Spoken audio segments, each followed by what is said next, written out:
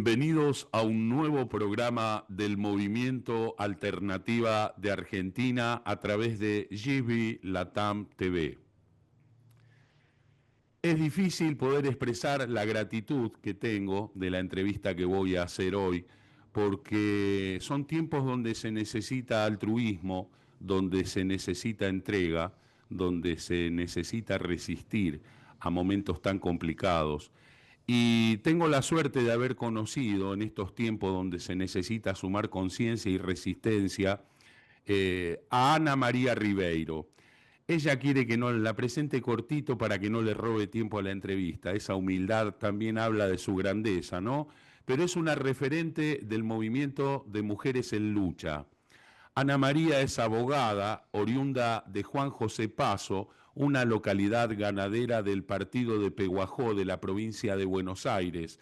Realizó sus estudios en la Universidad Nacional de Rosario durante la década del 90. Mientras trabajaba en un colegio de las afueras de Rosario, se involucró con la realidad de las mujeres productoras de su comunidad y desde allí se acercó a la Federación Agraria Argentina. A mediados de la década de 1990 participa de la fundación del Movimiento de Mujeres en Lucha contra los remates judiciales y el endeudamiento de los productores del país y forma parte de la Federación Nacional Campesina. Habría muchísimas cosas más. Bienvenida, Ana María querida, y muchísimas gracias por tu tiempo. Bueno, no formo parte de la Federación Nacional Campesina. Estuve un tiempito ahí y dando una mano a los compañeros, pero después volví a mi cauce natural, que era el tema de la pampa gringa, digamos. Así Bueno, que eso estuvo muchísimas un tiempo. gracias por tu tiempo. Yo te invito a que, a ver, voy a decir una cosa que por ahí es un poco personal mía, ¿no? Muchas veces la historia que está escrita en los libros no refleja las realidades en muchos casos y soy partícipe de buscar a los protagonistas de esa historia. En el caso tuyo quisiera que le cuentes a toda la gente que no te conoce cómo fue esa lucha que llevaron adelante y realmente a cuántos miles de personas salvaron de la caída al abismo. Bueno,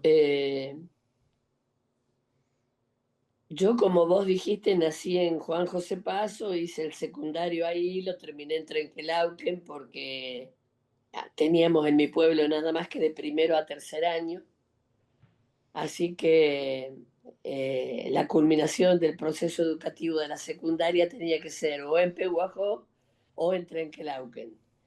Yo decidí ir a Trenquelauquen y terminada la secundaria con el título de maestra, sabía que tenía que ir a estudiar. Fue bastante doloroso porque en aquellos años despegarte de tu familia no era lo mismo que ahora. Así que llegué a Rosario con una valijita con algunas pilchas y en la otra este, un montón de latas para poder sobrevivir un tiempo en una pensión. Bueno, y después, como sucede en la mayoría de los casos, más vale que me acostumbré, entré a la universidad, conocí un montón de gente, empecé a estudiar y yo siempre, la cuestión agraria siempre fue un motivo de preocupación porque mi papá toda la vida fue contratista rural. El contratista es esa figura de que das servicios en el campo. En aquella época era algo muy, si se quiere, hasta doloroso, porque había una competencia feroz por los precios, por la maquinaria, por todo. Y al ser vos realmente un chacarero, nada más que no tenés tierra, quedás a merced de los dueños de los campos. El dueño del campo te dice si te da el trabajo o no. Es una situación muy angustiante.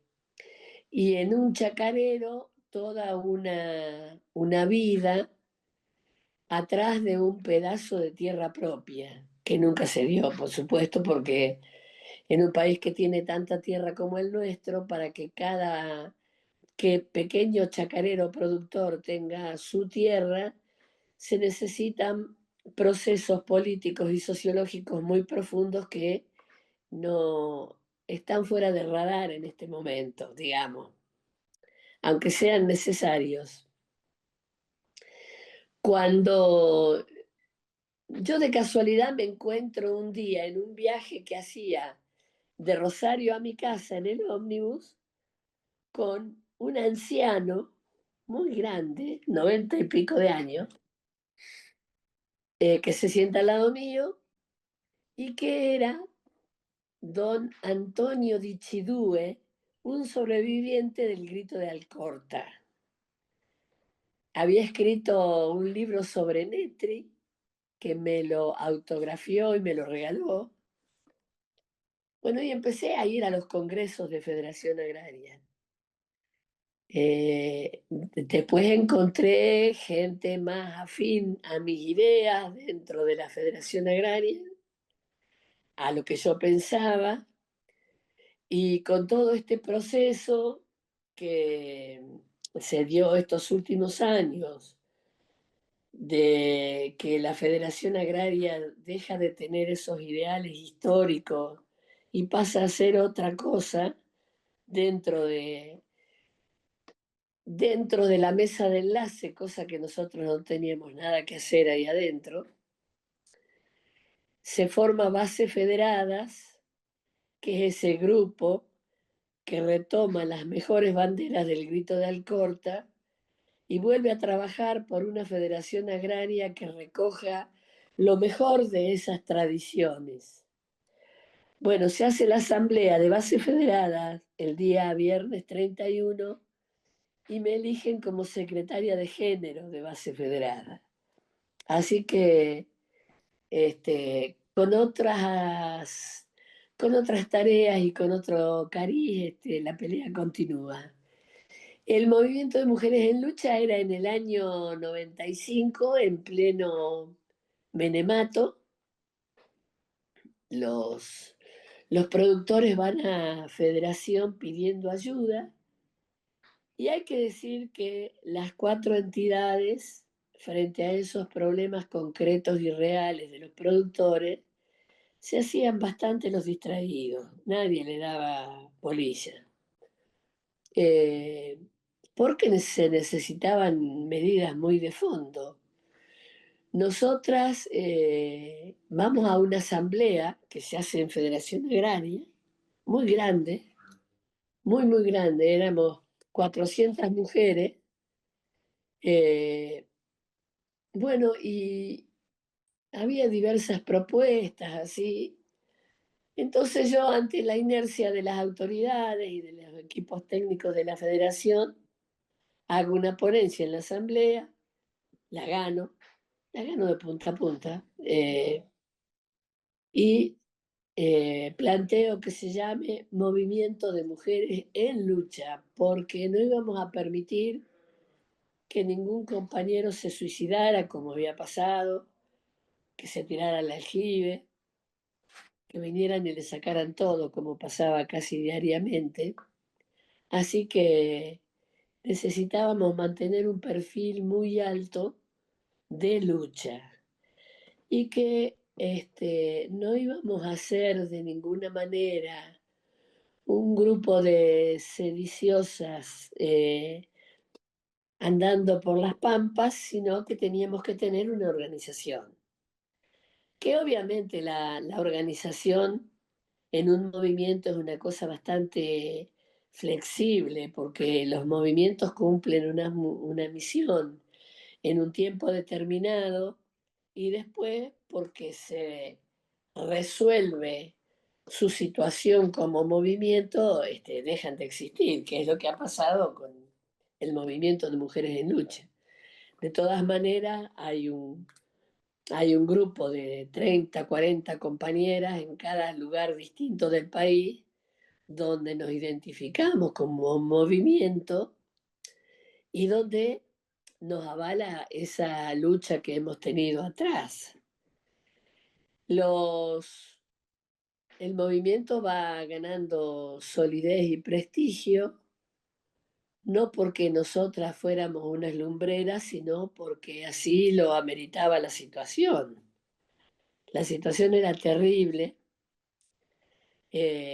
remataban las casas, las herramientas, las chacras, y el gobierno de Menem, que era el ensayo preliminar del desastre que estamos pasando ahora, esas cosas no le molestaban, que si había que fundir todo, vender todo, reventar todo, que se hiciera. Ante esa situación, y sobre todo, cerraban muchas industrias, pymes, talleres. Entonces, ante esa situación, el movimiento decide que en honor a la industria nacional que Menem quería desacreditar, nuestras marchas serían todas presididas por un tractor Pampa, que eran los que se fabricaban en Industrias Mecánicas del Estado en Córdoba, que nuestra enseña sería la bandera argentina y que nuestra arma de lucha sería en cada remate cantar el himno nacional hasta tanto no se pudiera más, porque sistemáticamente íbamos corriendo a todos los oferentes, no dejábamos ni que ofrezcan. ¿Por qué? Porque el movimiento era muy grande, había muchas mujeres y nosotras con el auxilio y el apoyo solidario de las cooperativas, que las hay muchas y las había muchas en Santa Fe, nos ayudaban a financiar los ómnibus, íbamos de pueblo en pueblo juntando compañeras hasta llegar a ese pueblito donde se hacía el remate que lo íbamos a parar. Nosotros habíamos llamado a eso Red Solidaria. Quien iba a sufrir un remate hablaba a una compañera del movimiento. Esa compañera hablaba a otro pueblo y juntaba 4 o 5, esa hablaba a otro pueblo y juntaba 5, 8, 10, de manera de llenar el ómnibus. Bueno, esa fue una táctica muy interesante del movimiento, muy interesante. Hemos aprendido filas afuera y filas adentro del movimiento. Hemos hecho cuestiones solidarias con el cooperativismo, con las universidades, con todo. Vino una vez un diputado mexicano que ellos trataban los mismos problemas que nosotras, nada más que le decían de cartera vencida, eran sobre las viviendas. Y nos contaban que ellos hacían reuniones de amargamiento. Se juntaban todos en ronda, las compañeras, contaban sus pesares, sus dolores, sus angustias, y una vez que descargaban toda su pesar y su bronca, pasaban a una segunda parte de la asamblea donde entre todas diseñaban vías de acción. Yo creo que si el movimiento tiene alguna importancia, desde ya que lo que nos movió antes que nada es la solidaridad con un compañero que cae por el endeudamiento. El endeudamiento no es una cuestión privada y particular, es un plan económico perfectamente diseñado para despojar al pueblo de lo que más quiere, su chacra, sus herramientas de trabajo. ¿Por qué? Porque cuando nosotros empezamos, yo recién acabo de hablar con ella, con Lucy Cornelis, la presidenta del movimiento a nivel nacional, cuando nosotros empezamos había 14 millones de hectáreas hipotecadas en el Banco Nación. Lucy insistía que venían por nuestras tierras. Nosotros primero no le dábamos mucha bolilla. Después empezamos a investigar y a ver la profundidad del problema. Claro que venían por nuestras tierras. Ahora vienen más desembosadamente por nuestras tierras. Por las tierras, por el agua, por los recursos, por todo. Eh, empezamos a profundizar en el estudio del endeudamiento, en cada asamblea, en cada reunión. Y lo que logra el movimiento, pensá que 30 años antes el feminismo no estaba desarrollado como ahora en el país, de manera que la mujer, y sobre todo la mujer agraria, era un ser totalmente inexistente casi en la cocina. Era para cocinar, lavar, planchar, las tareas de la chacra, pero nunca opinar en cuanto a la deuda, a lo que se tenía que hacer. Bueno, el movimiento lo que logra es que mujeres que nunca habían levantado la voz ni habían opinado de nada, discutan con los jueces, con los gerentes de los bancos, con los oficiales de justicia, con todos en un pie de igualdad, los intereses punitorios, compensatorios, la cláusula penal de los créditos, todo. Entonces, hay otra cosa recorre las venas de las mujeres a partir de ese momento, porque empezás a sentirte fuerte y con el apoyo de las otras, hasta que vamos a la primera marcha a Buenos Aires con ese tractor Pampa, manejado por una mujer, el tractor, eh, y por supuesto cantando el himno nacional, y que es todo un descubrimiento porque es la vez que las mujeres del interior se apropian de la Plaza de Mayo. Ahí hicimos un acto inmenso, hablamos las mujeres de todas las regiones, de todas, así que fue un hecho increíble. Es hermoso lo que contás. Aparte, déjame que cuente una intimidad. El día jueves pasado se hizo una asamblea ciudadana en la ciudad de Rosario, en la Facultad de Ciencias Médicas, y ahí es donde tuve la suerte de conocerla y de escucharla. Pero sepan ustedes lo que es grado de compromiso. Ana María viajó desde La Plata, donde está residiendo en estos momentos, y viajó a Rosario para participar de la Asamblea Ciudadana.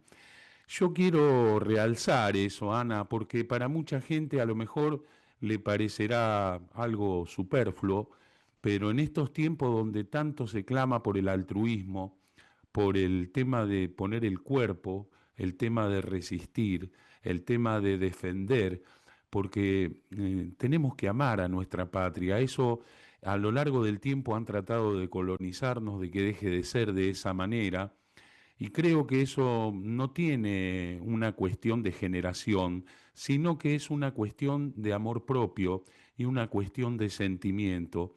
La defensa de la patria es permanente. Entonces, yo tuve la suerte de escucharte hablar y me emocionaste como se emocionó toda la gente en el anfiteatro y te fui a dar un beso a la frente cuando terminaste de hablar porque lo sentí, porque ese amor que transmitís, esa pasión que transmitís, es la que me llevó a que hoy la gente pueda escucharla y pueda absorberla en momentos tan delicados que está viviendo nuestro país. Yo te agradezco muchísimo. Quisiera que vos traslades toda esta historia de lucha que contaste a lo que es el sentimiento en esta semana tan complicada, donde pretenden consumar lo que vos comentaste que empezó en la época, quizás antes de Menem, empezó desde los militares pero bueno, lamentablemente en gobiernos democráticos o que se dicen ser democráticos van a conseguir lo que los militares no pudieron. Es así. A tal punto que, por ejemplo, el triunfo más grande de la dictadura militar aparte del desastre que hicieron con las vidas, con los militantes, es que la ley de entidades financieras de Martínez de O ningún gobierno civil la pudo derogar. Esa es la consumación de la entrega, porque el tema del el sistema bancario, la desregulación de todo lo agrario, no hay más Junta Nacional de Granos ni de Carnes, no hay API, no hay nada, nada de lo que eran pilares fundamentales de la soberanía nacional, sacaron todo. Y lo peor que gobiernos supuestamente progresistas después tampoco intentaron reinsertarlos. Así que no nos podemos dar el lujo de bajar los brazos porque es mucha la tarea que hay por hacer. Hay mucho pibe que no sabe, hay mucho pibe confundido, hay un 30% que, como decimos en el campo popular, siempre va a ser gorila, eso es así, no lo vamos a convencer. Y que bueno, que piensen lo que quieran, pero para los que venimos trabajando en este tipo de tareas, no podemos bajar los brazos. Hay, un, hay una tarea patriótica, soberana, independentista que tiene que seguir, que tiene que seguir. Vos sabés que a mí me da la sensación de que esta grieta no es casual, sino que forma parte, como decía Estela Caloni, de una guerra contra insurgentes de varios frentes donde se han adueñado de los medios, donde se han insertado en la justicia. Son pequeños movimientos que fueron diagramando esta gran movida, ¿no?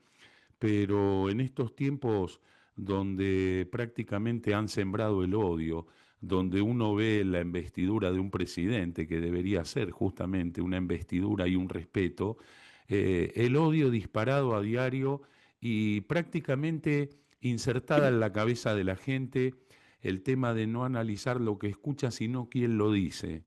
Y creo que en ese camino nos vamos endureciendo, vamos perdiendo la sensibilidad humana que vos muy bien pusiste en una bandeja lo que es verdaderamente tener la sensibilidad humana, ¿no? Y como decía otra persona que entrevisté, es como que están enseñando desde la educación a amar más el dinero que a la parte espiritual, a la patria, al tener un poquito más de empatía y al tener esa sensibilidad que en algún momento nos hizo llamar raza humana y que pretenden borrar de un plumazo a partir de este capitalismo que no tiene escrúpulos, ni tiene moral, ni tiene, como vos decías, no les importa si ejecutan, Nada. si rematan. Van quedando decenas de miles de argentinos en la calle, mujeres, hombres, y detrás de esas personas hay por lo menos tres o cuatro. Entonces creo que es importantísimo lo que vos hacés, porque con tu edad no solamente lo predicás a través de las palabras, sino que te recorriste 350, 380 kilómetros para estar presente en una asamblea y plantear tu posición. Entonces quiero que le dejes un mensaje final para ir cerrando, para que la gente que te escucha, que va a ser en varias provincias, pueda analizar y tener una introspección a ver si no son tiempos verdaderamente donde necesitamos replantearnos un cambio a través de esa introspección. Bueno, las, las mujeres americanas y argentinas siempre hemos sabido qué hacer ante las distintas circunstancias que nos ponía la historia, porque, por ejemplo, Micaela Bastidas, que era la compañera de Tupac Amaru, la situación era muy difícil porque estaban luchando contra el Imperio Español y ella organiza toda una red de espías y de resistencia para cuando llegara, está bien, lo mataron a Tupac, pero el imperio se tuvo que retirar porque se independizó América. Las madres buscaron a sus hijos, algunos encontraron, otras no, pero la lucha siguió, las abuelas siguieron, sin, por favor, sin pretender compararnos con ella en ningún momento, porque es absolutamente distinto. No se puede comparar lo que es perder un hijo a lo que hacíamos nosotras. Pero lo que quiero enfatizar es el valor de la lucha, de no dejarse caer. Y no es que lo diga de arriba del caballo, porque momentos de depresión y de caída hemos tenido todos y muchos, así que, pero no bajar los brazos, no bajar los brazos porque es importante que estemos quienes tenemos algo que contar porque ya lo hemos transitado, no solamente para que los chicos sepan qué es lo que ha pasado, sino para que como generación más joven no cometan los mismos errores. Entonces tienen un plus con nosotras, donde, bueno, esto va y esto no va. Eh,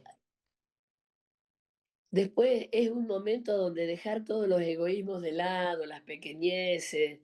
El enemigo es muy fuerte, muy grande, muy poderoso.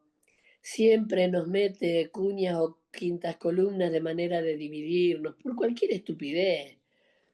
No hacer caso a todas esas cosas y con un solo norte que sea la liberación definitiva de nuestro pueblo y de nuestra patria, meterle pata para adelante. Es la única. Muchísimas gracias, Ana A María. vos. Nosotros, sabés que te dije en un principio y en off que no hacemos partidismos, y es cierto, pero en realidad lo que hacemos es una política que no es partidista, pero que apunta a la preservación no solamente de este único hogar que tenemos que se llama planeta Tierra, sino también de la empatía con todo lo que fue creado entre semejantes, entre la propia naturaleza, cuidarnos, cuidar. Creo que hay alguien que principalmente no ha leído la Constitución y la tiene guardada bajo llave y que en algún momento como primer mandatario la va a tener que ver, porque algunos interpretan que esta mención que voy a hacer es partidista, pero es más que nada humana y figura en nuestra Constitución Nacional y nos vamos a morir sintiendo que donde hay una necesidad hay un derecho. Y creo que Exactamente. esa es la lucha que llevamos día a día y no solamente por nuestra gente, por la gente que conocemos, porque eso lo hacen hasta los mafiosos, sino que tener empatía por aquellos que son invisibles a los gobiernos, que no tienen voz, que son sacrificables, como dicen algunos pliegos, y volver a ser realmente humanos. Te agradezco muchísimo porque estuviste difónica, le cuento a la gente, el día domingo prácticamente no se te entendía y no sabíamos si íbamos a poder hacer esta entrevista. Así que a disposición, Ana María, gracias por tu ejemplo y nosotros te ofrecemos para cuando necesiten difundir al movimiento Alternativa de Argentina está a disposición de ustedes. Muchísimas gracias. A vos, realmente, muchísimas gracias. Fue Ana María Ribeiro desde la ciudad de La Plata y Horacio Muñoz de Toro desde las Parejas Santa Fe para el movimiento Alternativa de Argentina a través de GB Latam TV. Muchísimas gracias y hasta el próximo programa. Abrazo enorme, muchas gracias.